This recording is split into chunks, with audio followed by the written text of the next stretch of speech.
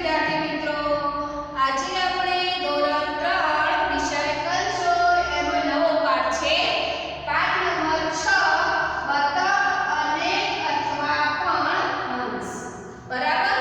તો આપણું દિવાળી પહેલાનું જે પ્રથમ સત્ર હતું એ પૂરું થઈ ગયું છે અને હવે આપણે બીજા સત્રનો અભ્યાસ કરવાનો છે. તમે દિવાળીની રજાઓ માણી હશે અને દિવાળીની મજા કરી હશે. બરાબર ને? હવે આપણે આપણા જે બીજા સત્રનો અભ્યાસક્રમ છે એ હવે ભણવાની શરૂઆત કરવાની છે. તો આજે આપણે નવો સરસ એવો મજાનો પાઠ છે તે આપણે આજે ભણીશું. તો એ પાઠ છે બતક અને અથવા પણ હંસ. તમને એમ થશે કે આ પાઠનું નામ કેમ આવું છે? બતક અને અથવા પણ હંસ. તો આ પણ જે છે બરાબર એ શું છે? સંયોજક છે. અને અથવા પણ શું છે? તો સંયોજક છે. સંયોજક એટલે કે જે બે આ શબ્દ છે બતક અને હંસ. બરાબર. તો એ શબ્દને વાક્યને જોડવા માટે બરાબર જે વપરાય છે એને શું કહીએ છીએ? સંયોજક. શું કહેવાય એને? સંયોજક. તો આ બંને શબ્દોને અને અથવા પણ થી એ જોડેલા છે. બરાબર. એટલે એ છે સંયોજક. શબ્દ કે વાક્યને જોડવા તેને આપણે સંયોજક કહીએ છીએ. તો અહીંયા આપણને સરસ એક મજાનું ગીત આપેલું છે. બરાબર. તો હવે આપણે આ ગીત છે એ ગાઈશું અને પછી આપણે ગીતને સમજીશું. શું કહેવા માંગે છે તે. ઊંચા ઊંચા ડુંગર ચડશું, ઊંડે ઊંડે ખીણ ઉતરશું, વહેતા જળમાં નાસું તરશું, હરિયાળીમાં હસું ફરશું, પંખી સાથે કલરવ કરશું, મીઠા તડકે અમે મલકશું, રેશમિયા રેતીમાં ઢળશું, મોજાને મસ્તીથી મળશું. બરાબર. અહીંયા આપણને સરસ મજાનું આ ગીત છે. તો આપણે ગીત જોયું કે છે કે ઊંચા ઊંચા ડુંગર ચડશું. આ જે બાળકો છે એ શું કહે છે કે ઊંચા ઊંચા ડુંગરે ચડીશું. તમે ક્યાં જાઓ ફરવા તો ડુંગર હોય તો તમે પણ ચડો છો ને? તો કહે છે ઊંચા ઊંચા ડુંગરે ચડીશું, ઊંડે ઊંડે ખીણ ઉતરશું. ખીણ કેવી હોય? ઊંડી હોય. બરાબર. તમે અંબાજી આબુ એ બાજુ ગયા હશો કદાચ અને ગયા હશો તો તમે જોશો કે જ્યારે બસ આપણી ઊંચી ચડે છે એટલે આપણને ઊંચો રોડ હોય ત્યાંથી નીચે શું ઊંડી ઊંડી ખીણો આપણને જોવા મળતી હોય છે. તો કે છે કે ઊંડી ઊંડી ખીણ ઉતરશું, વહેતા જળમાં નાસું તરશું. વહેતા જળ એટલે કે પાણી વહે છે એ વહેતા પાણીમાં કહેશે કે નાસું અને તરશું. નાસું એટલે કે સ્નાન કરીશું. આપણે નાખીએ છીએ ને રોજ. તો એ કેવી રીતે છે? એ પાણીમાં અમે નાસું અને તરીશું. હરિયાળીમાં હસું ફરશું. હરિયાળી એટલે લીલોતરી. લીલોતરી હોય એમાં કે છે કે અમે હરીશું અને ફરીશું.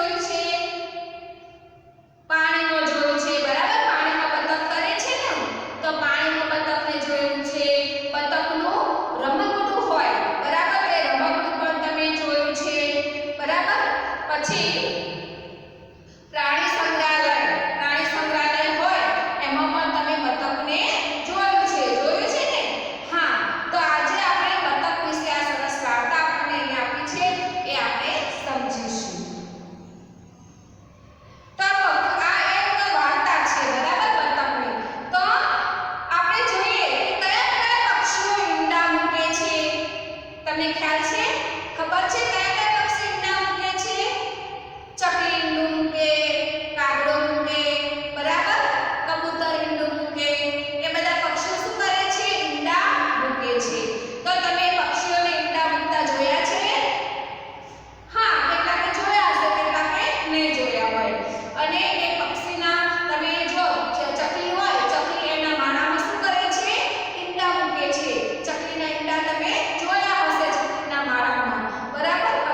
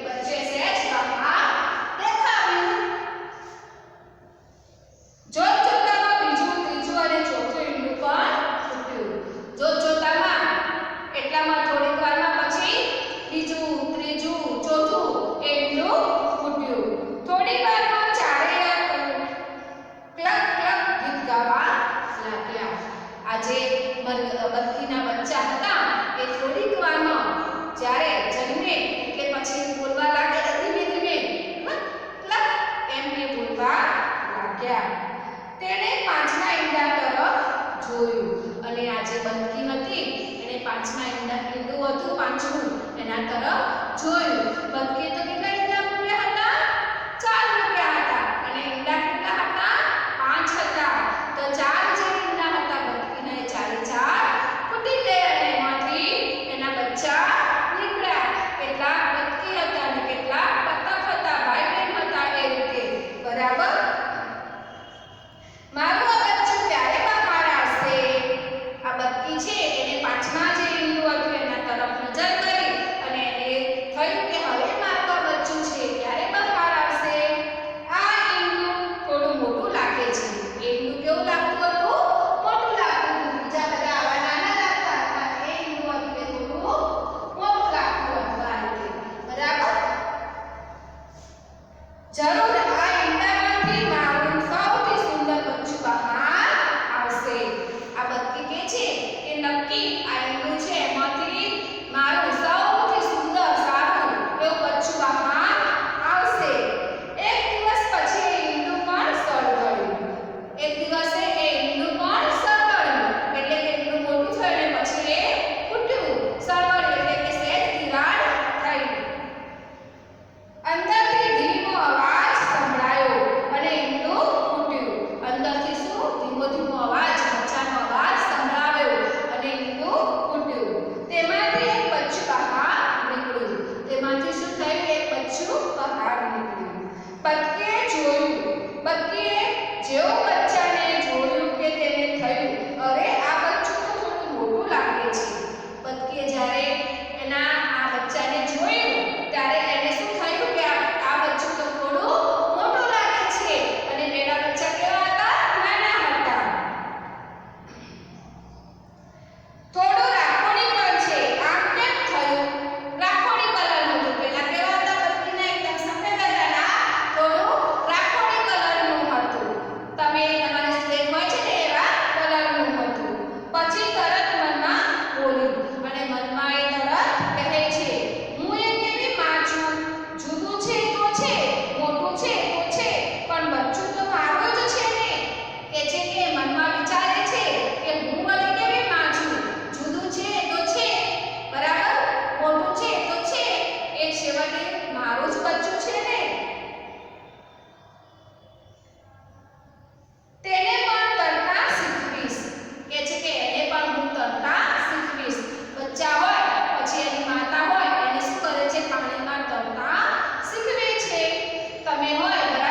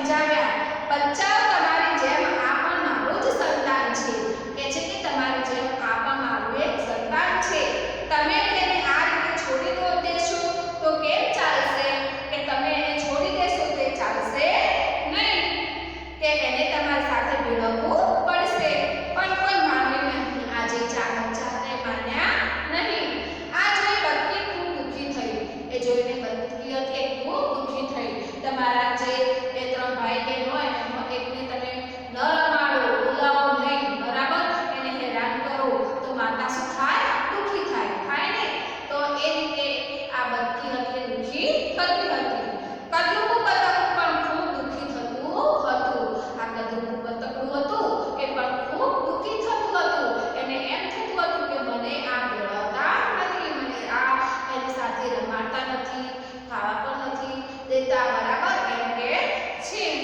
એક દિવસ તેને ઘર છોડી ક્યાંક નીચે ચાલ્યા જવાનો નિર્ણય કર્યો. આજે હતું બરાબર બચ્ચું એ હેરાન થયું, એ કંટાળી ગયું, એટલે એને શું વિચાર કર્યો? ઘર છોડીને ક્યાંક નીચે જવાનો વિચાર કર્યો. તે ગયો એક સરોવરથી બીજા સરોવર અને બીજા સરોવરથી ત્રીજા સરોવર. તે એક સરોવરથી બીજા સરોવરે ગયો, બીજા સરોવરથી ત્રીજા સરોવરે ગયો. ત્યાં તેને મરઘીનું ટોળું જોયું. ત્યાં તેને શું જોયું? મરઘીનું ટોળું. તેણે કહ્યું, કેમ છો બધા? વૃદ્ધ મરઘી બોલી, તું કોણ? બતક બોલી, હું બતકનું છું. ત્યાં મરઘીનું ટોળું હતું, બરાબર. એમાંથી એક વૃદ્ધ મરઘી હતી, એ બોલી કે તું કોણ છે? એટલે કે છે હું બતકનું છું. જુવાન મરઘો બોલ્યો, તું કોણ? બતક કહે, હું બતકનું. જુવાન મરઘો હતો એ બોલ્યો, એને કહ્યું કે તું કોણ? પેલા બતક કે છે હું બતકનું છું. એને કહ્યું, હે તું બતકનું? તું બતકનું પણ તું તો કેવું કદરૂપું છે. એને કહ્યું કે તું બતકનું પણ બતક જેવું લાગતું નથી, તું તો એકદમ કદરૂપું લાગે છે. તું તો સાવ વિચિત્ર છે, તું તો સાવ બદસુરત છે. ચાલ ભાગ અહીંથી. કે છે કે તું તો સાવ અલગ છે, વિચિત્ર છે, અહીંથી ભાગ. એને સાથે આપણ મેળવતા ન હતા. અહીં કોઈ તારા દોસ્તાર નથી. કે છે કે અહીં તારા કોઈ મિત્ર ફ્રેન્ડ નથી, તું જા ભાગ. એમ કહીને એને ભગાડ્યું. તમે પણ તમારા મિત્રને આવું કરશો? ના, આપણે આવું કરીશું નહીં, એને આપણી સાથે ફેરવીશું. બતકડું દુઃખી થયું અને ત્યાંથી ચાલી નીકળ્યું. આ બતકડું હતું એ દુઃખી થયું. આપણને કોઈ રમાડે નહીં એની સાથે. આપણા મિત્ર આપણને રમાડે નહીં તો આપણને દુઃખ થાય છે ને, બોલાવે નહીં, બરાબર, હેરાન કરે તો આપણને દુઃખી થાય છે. તો આ બતકડું પણ દુઃખી થતું હતું. પછી તે જ્યાં જ્યાં ગયું અને તેને જેને કહ્યું કે હું બતકનું છું, તે બધાએ તેને હે બતક આવું હોય. તે જ્યાં જ્યાં ગયો અને જેને કહ્યું હું બતકનું છું, એટલે બધા કે હે બતક આવું હોય. તું તો સાવ કદરૂપું છે, કે તું તો સાવ કદરૂપું છે, જરા દેખાવ સારું લાગતું નથી. બધા એને કહે છે તું કદરૂપું છે, તારો દેખાવ જરા સારો નથી, બતક જેવો નથી, એવું કહ્યું. બતકડું સાવ નિરાશ થતું જતું. આ બતકડું હતું એ શું સાવ નિરાશ થઈ જતું હતું. પછી તે જંગલ પરથી ઉડ્યું, ખેતરો પરથી ઉડ્યું. અચાનક વાવાઝોડું શરૂ થયું અને આ બતકડું હતું એ જંગલ ઉપરથી ઉડ્યું, ખેતરો ઉપરથી ઉડ્યું અને પછી શું થયું? વાવાઝોડું અચાનક આવ્યું. વાવાઝોડું એટલે કે આપણે કહીએ છીએ મંડોળ, પવન, એકદમ પવન ફૂંકાવા લાગ્યો. બતક સલામત સ્થળે આશરો શોધતું હતું. બતક હતું એ સલામત સ્થળે, સલામત એટલે કે જ્યાં એની રક્ષા થઈ શકે, બરાબર, જ્યાં એની રક્ષા થઈ શકે અને કંઈ દુઃખ ન પહોંચે એવી જગ્યાએ એ શોધતું હતું. ત્યાં તેની નજર એક ઝૂંપડી પર પડી. એની નજર ત્યાં પડી, એક ઝૂંપડી હતી ત્યાં પડી. તેને ત્યાં રોકવાનો વિચાર કર્યો. તેને ત્યાં રોકાઈ જવાનો વિચાર કર્યો. ઝૂંપડીનો દરવાજો ખખડાવ્યો. એને શું કર્યું? ઝૂંપડી હતી એનો દરવાજો ખખડાવ્યો. અંદરથી એક ડોશીમાં બહાર આવ્યા. અંદરથી કોણ? ડોશીમાં હતા એ બહાર આવ્યા. બતકે કહ્યું, દાદી હું તમારે ત્યાં રહું, હું તમને મદદ કરીશ. બતક કહે છે કે દાદી હું તમારે ત્યાં રહું, હું તમને મદદ કરીશ. ડોશીમાએ કહ્યું, તું મને શું મદદ કરીશ? ડોશીમા કહે છે કે તું મને શું મદદ કરી શકે? પણ હા, વાવાઝોડું શાંત થાય ત્યાં સુધી તું અહીં રહી શકે. કહે છે કે હા, વાવાઝોડું બંધ થાય ત્યાં સુધી તું અહીં રહી શકે છે. 2-3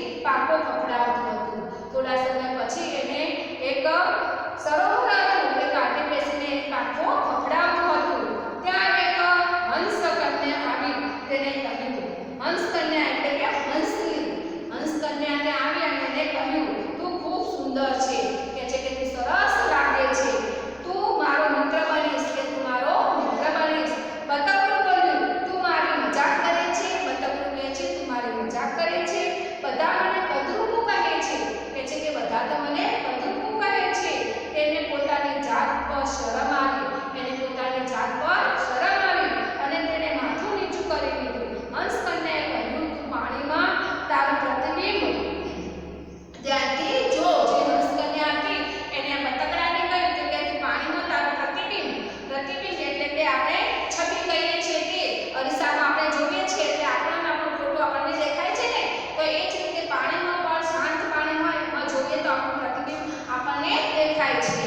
એટલે કે છે કે તું પાણીમાં ધ્યાનથી જો. તને ખબર પડશે કે આપણે બંને સરખા જ છીએ, કે તને ખબર પડશે આપણે બંને સરખા છીએ. તેની નજર પાણીમાં પડી અને તેને પોતાનું પ્રતિબિંબ ફરીથી જોયું. આ બતકડું હતું એની નજર પાણીમાં પડી અને એને પોતાનું પ્રતિબિંબ જોયું. તે ખરેખર ખૂબ સુંદર હતું પણ તે બતક જેવું લાગતું ન હતું. ખરેખર તે એક સરસ સુંદર લાગતું હતું પણ એ બતક જેવું લાગતું ન હતું. તે તો એક રાજહંસ હતું. શું હતું? રાજહંસ હતું. એક સુંદર યુવાન રાજહંસ. હવે તેને સમજાયું, તેને બધા કદરૂપું બતકડું કેમ કહેતા હતા એને સમજાવ્યું કે હું તો બતક ન હતો, હું એક રાજહંસ હતો. એટલે કે મને બધા શું કહેતા હતા? કદરૂપું બતક કહેતા હતા. તેણે હંસ કન્યાનો આભાર માન્યો અને તેની સાથે આકાશમાં ઊંચે ઊંચે ઉડી ગયું. અને તેને શું કર્યું? આ જે હંસ કન્યા હતી એનો આભાર માન્યો અને એની સાથે ઊંચે ઊંચે ઉડી ગયું. એટલે વાસ્તવમાં